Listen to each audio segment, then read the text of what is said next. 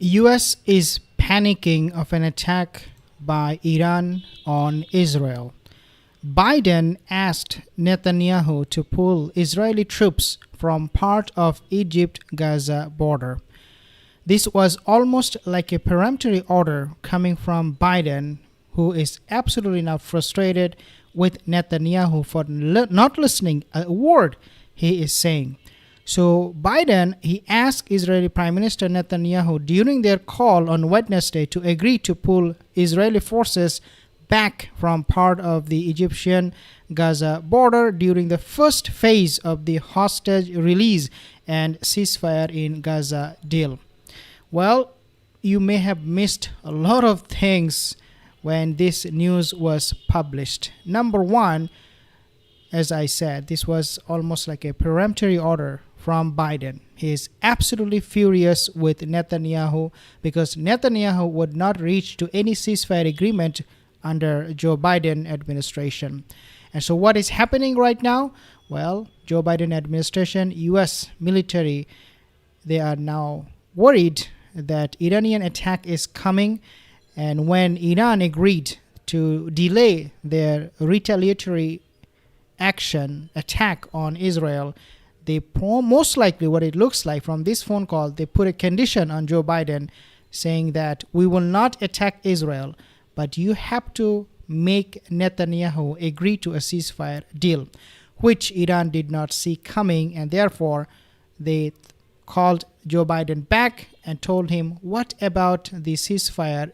How much progress you are making? Your Secretary of State, Anthony Blinken, is in Israel. He failed miserably. We have seen him coming and going, and he could not gain anything. He could not have Israel agree to a permanent ceasefire, and Hamas rejected the proposal. So now Iran is most likely, what I understand by reading this article, I'll share this article with you in a second more in details, but what I understand right now is that Iran is losing its patience, and they are telling Joe Biden and US that we are going to go do this attack on Israel because we don't see any ceasefire progress for which we are waiting. But before I move on, just to remind you, most of my viewers are not subscribed. If you are one of them, consider subscribing, and if you are subscribed, thank you so much. I want to start this conversation or this video with this very, very good news for the image of the Palestinian, and bad news for the image of the IDF, the Zionist terrorist monsters. So what is that news? Well, this is it. So this former Israeli captive Noah Agramani exposes Israelis' lies. Hamas did not touch me. If you do not know, she was released from Hamas's captivity. She came out and she blamed right on the face of IDF that you guys are the terrorists. You guys have bombed where I was sheltered in. You guys were responsible for my hurt, for any damage, emotional, physical, on myself. You guys are responsible. You guys are the terrorists, not Hamas. And this is literally what she said. So this is a huge slap on the IDF and Netanyahu's PR campaign machine, because they want us to believe Hamas is terrorists. Hamas, these people are bad people. They are the best. They are the most moral army, as I call them, diaper army. And that's what has been destroyed with just one person coming out and saying exactly how she felt, exactly how she was treated. So next time you hear Hamas or the anti-Palestinian complaining and whining about Hamas, oh, these people are bad, and evil, and Muslims are bad, listen and remember to what I just said, and remember this particular person who testified herself about the situation. Now, when we talk about the love of Israel by the U.S. politician, let's talk about Donald Trump. This video, don't go anywhere, because this video has got me. Listen. I'm president. We will deport the foreign jihad sympathizers, and we will deport them very quickly, and Hamas supporters will be gone. Okay, so basically he's saying that if you, under his administration, if you go to pro-Palestinian rallies, he will make your life miserable. This is what he said. Listen to him. If you hate America, if you want to eliminate Israel, then we don't want you in our country. We really don't want you in our country. Really? I will ban refugee settlements from terror-infested areas like the Gaza Strip, and we will arrest the pro-Hamas thugs who vandalize federal property and make really life very, very difficult in this country for a lot of people.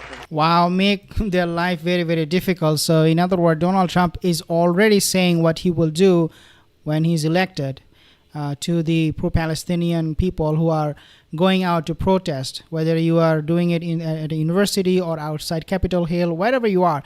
The moment you are being found out by U.S. authorities, they will make your life, quote unquote, difficult. Now, I'm saying this is what Donald Trump is saying. So, guys, be very, very careful. Now, obviously, these are all the same. Even Barack Obama has his full support for Israel. Take a listen. Terrorist plots must be disrupted. Europe's crisis must be contained. Our commitment to Israel's security must not waver, and neither must our pursuit of peace. Okay, so our commitment to Israel's security must not waver, nor our commitment to secure a peace. So what he is trying to say is that we will keep our doors open at night, and we will also make sure that there is no thief coming in to steal our, I don't know what, like, this is exactly what he's saying. We will defend Israel. We will help them to kill more people, but at the same time, we will make sure that there is peace. How does it make any sense?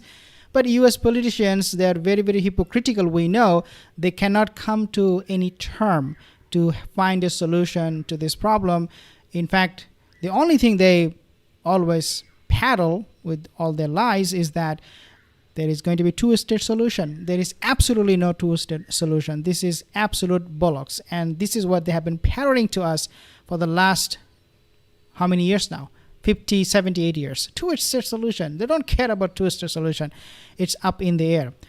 Now, not only the U.S. politicians, but also Israelis. These people are so racist. Take a look what this guy is saying. Take a look, listen just once, and you'll know what I'm talking about. Fuck Palestine. Fuck Palestine. Hey, brother, that was a good one, brother. Come back and say it again, brother. Come back and say it again, brother. Say it so we can see your face. Say it again, brother. Fuck Hamas and fuck Palestine. Fuck Palestine. Okay, so again, these are racist people. They're Jewish supremacists, and they are just brainwashed by Israeli propaganda machine. To counter them, we have some other people coming out and talking exactly what it is. For example, Dan, his name is Belzerian or Bilzerian, I think his name. Let's listen. Problem comes when you think that you're better than other people, and you think it's okay to lie to anybody that's not a Jew. You think it's okay to steal from people that are not a Jew. You have two sets of standards. The problem with that is it allows you to rationalize anything, right? So rationalize anything. So this guy, the one you just saw the picture of, he is by calling names of the Palestinian people, F Hamas, F Palestine. This is the face of a monster. This guy, he believes he's superior just because of his race. And this is the guy who can pretty much murder any Palestinian and justify it, because according to him, these are not even human beings. This is what these people are all about, full of hatred against the Palestinian people. So if you see him, by the way, in USA, just make sure that you, give him some maybe advice and teach him some, history. I don't know. But this guy is totally out of his mind. But not this other person who talked about Israel and how war maniac these people are. Take a listen. The biggest threat that we face is not Iran and its mythical nuclear weapons program. It is Israel and its 200 to 400 nuclear weapons and the Samson option. And if you're not aware of what the Samson option is, Israel says that if its existence is threatened, that it will, quote, destroy the world with its nukes. There are many high-level Talmudic Jewish supremacist thinkers in Israel who are ready to launch nukes and destroy Europe and the rest of the world if indeed they feel their existence is threatened. And absolutely. I mean, this is exactly what's the plan of Netanyahu is already. We know that he's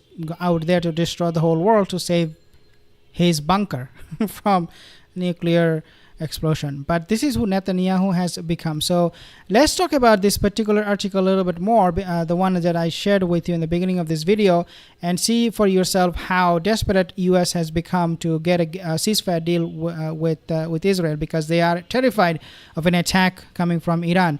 Why it matters? Netanyahu's demand that IDF continue to be deployed along the Philadelphia corridor on the border of Egypt and Gaza during the first phase of the deal has become one of the main and final points of contention on the way to an agreement. Then we have behind the scenes what things are going on and what they're discussing, and we know what is going on behind the scene, and that is US's desperation to reach a ceasefire deal before the term of Joe Biden. The Democratic Party will come to an end very soon in November. They are now becoming ever more desperate to reach a shady deal. These are all charade from the Democratic Party to show that they are working on a ceasefire deal, but we know that nothing is happening on the ground. Some comments here. Colette Day, OCC, BDOC, thank you guys. Baran, are you sure? I don't know what you're asking about. Let me know more in the comment section below. See you in the next video. Have a wonderful day.